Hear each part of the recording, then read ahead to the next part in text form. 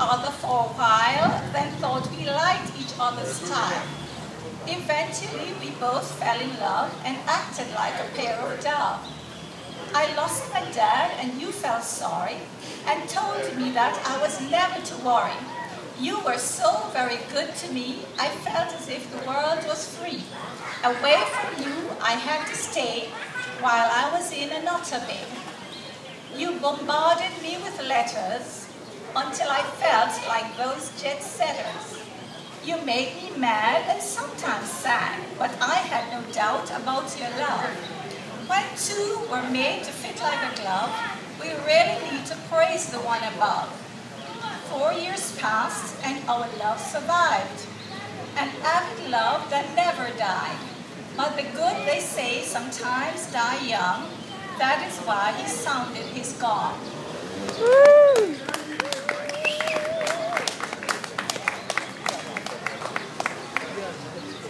The second poem is called, you know that cost of living has gone way up and we're really feeling the pinch these days. It's called inflation. Prices high, prices low. How can we maintain any glow when everything is so very slow and nothing seems to be afloat? Work, work, work and nothing to show. What have we got? What have we forgotten? What do we know? Salaries are freezing every day. Prices are going up in every way. Who are the sufferers in this land? Those who toil and shovel the sand.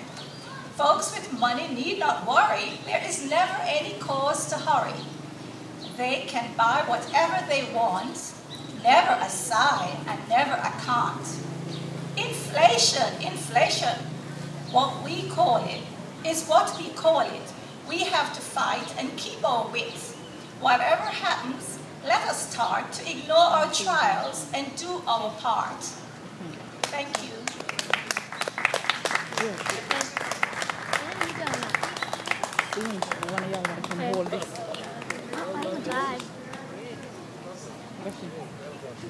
Well, she asked one of the teachers that. For those of you who don't know the name of that lady, Birdie Rackery. Okay. We're going to have something rootsy now because our good member friend Andrea Peets is going to come and read for us. Andrea hails from the island of St. Kitts, which is a very dear island to me because it's the island of my mother's birth. I want to say something. And a lot of what Andrea writes about I've experienced personally or heard Does the camera hear that? From the horse's mouth, so to speak. Here comes Andrea. Please welcome her.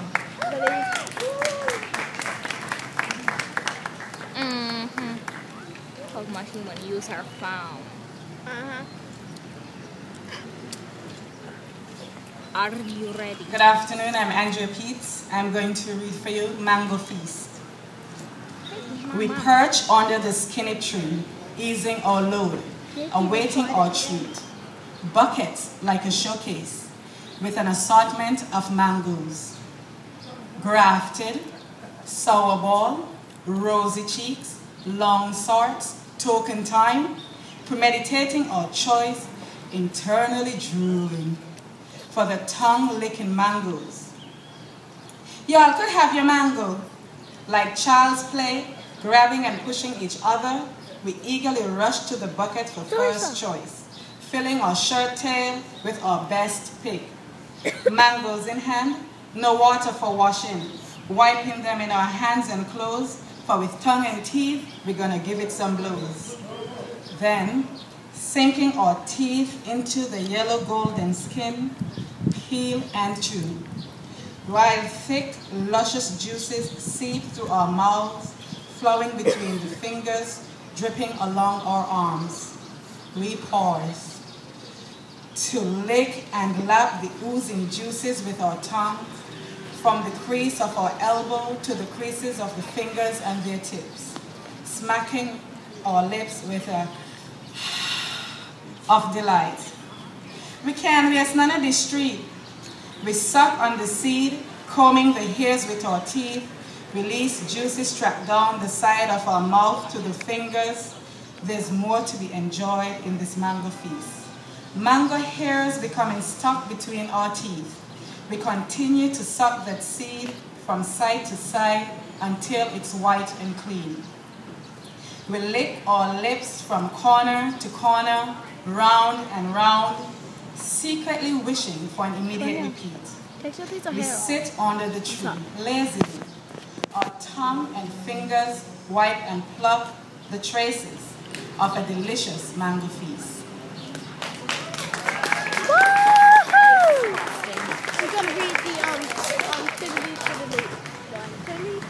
This other one is called Cultural Explosion, and it's a little bit of our carnival in St. Kitts. Tilly-leet, tilly-leet, music sweet, music sweet. Revelers and spectators, pandemonium pan the street. The sounds of steel pan to the beat. Pulsating music of the big band. Children dancing and making screams for the parents to lego their hand. Tilly-leet, tilly-leet, music sweet, music sweet. The maca jumbies masquerade and mummies, creating mass all over 4th Street. Grandmasters beckoning the woman to show back on the man. Small acts insisting we must bounce and jam. New vibes greeting us with history and fusion, singing SK Carnival sweet like a sugar. Tilly-leet, tilly-leet, music sweet, music sweet. Juve morning, all are we jamming, revelers and mass makers, crashing from 4th Street to Bank Street, waiting for Rascal to increase the heat. A serious wet down cram. A fanfare of radiant colors eclipsed the street of Bastille. A parade of truths lambast our senses. Vibrance, ecstasy, bold beauty, a sight to describe. All these colors in motion, designs that bring the past alive, compositions bringing contortion, carnival and mass, a Caribbean people thing to celebrate the past. Thank you. Clap, clap, clap, clap, clap, clap, clap. Ow! Keep it up there. Meanie. I like that, Andrea. Philly. I was supposed to bring a little flute. Ready for that. Ollie McKittrick. We have, as you can see, we're an international set. St. Kitts, and we go to another little island called Ireland. And we've got the great Ollie McKittrick, who's coming to the podium now.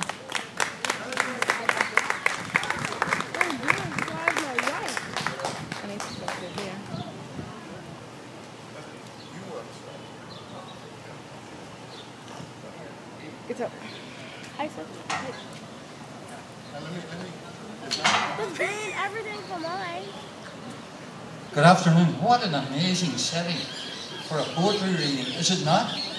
Yeah. You're supposed to clap at that point. Come on, people. Jeez. Our master of ceremonies didn't get you started, probably. I'm from Ireland, but I've been here for 50 years. I came here, I'm not going to go through the whole story because it lasts an hour and a half, so I came here to marry my wife, and I was a Protestant, she's a Catholic. What, talk about intolerance. Anyway, we got away in time and we got married, and we've been here ever since. Okay, the poems that I write are basically about the places I live, okay? And also, I'm getting very worried now about old age and what's going to happen to me. So I've written about 10 poems, you're only going to get one little bit, but I've written about 10 poems on old age, and my wife said, don't bring any one of them or I will leave. Okay, anyway, here we go. This is called The End of Days. I have dreams like all of you. I have places to go and things to do. I have rivers to run and mountains to climb. My only worry is, will I have time? For time controls now all that I do. I realize this the older I grow. Each year I've left is more precious to me. I have to ensure that no minutes go free. I must plan each day now well ahead and make sure I spend less time in bed and more in the garden or down by the sea, and I must try to keep busier than I tend to be. But these old bones, old body too, want to slow down and find less to do. They want to rest in the warm summer sun and watch the world spin crazily on. But I'm not sure planning is the way to go. I should just take each day as it comes, I know. I should look at things that I missed in my hurry, and I really make sure I don't waste time on worry. Yeah, that's a secret for enjoying this time. Don't look at the clock, get out of line. There are no more Mondays, no time clock to punch. Instead of breakfast, I'll start off with lunch. When everyone asks, what time is it now? Oh, I think I lost my watch some time ago. I think it's Tuesday, around about noon. Or maybe it's Friday at 1:30. Maybe like the farmer long years gone, I'll go to bed at dusk and get up at dawn.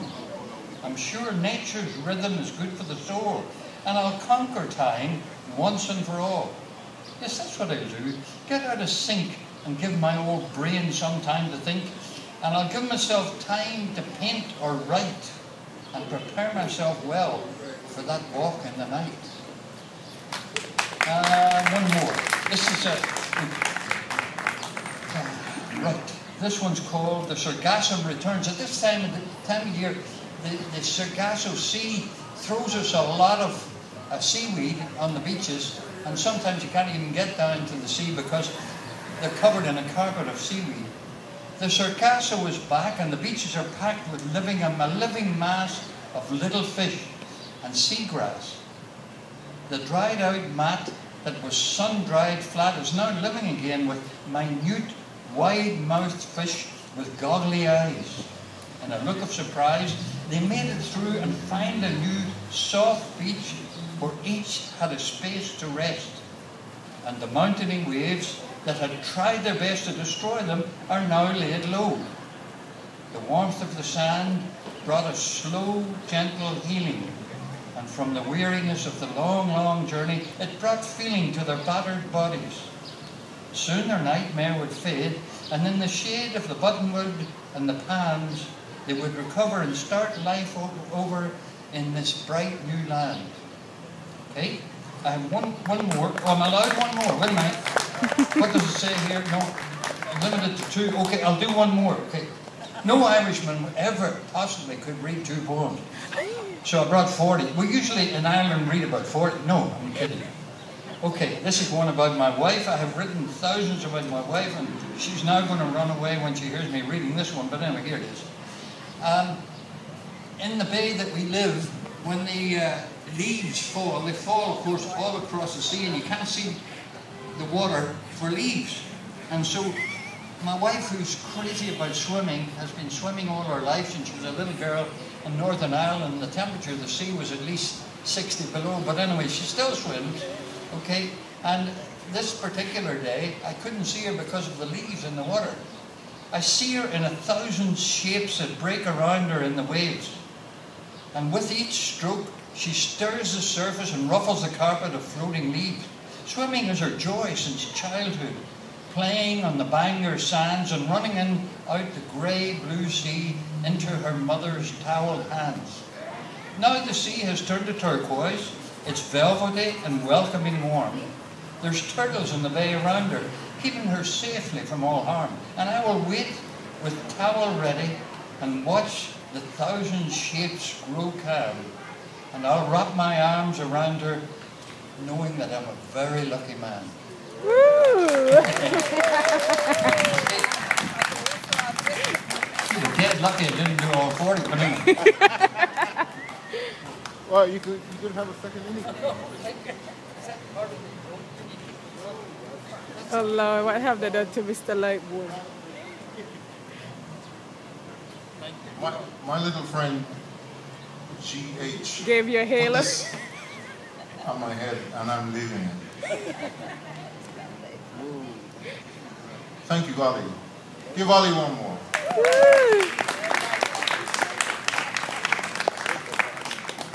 We're all special here, but the next person that is especially special, to me at least, and that's our folk life officer, writer, playwright,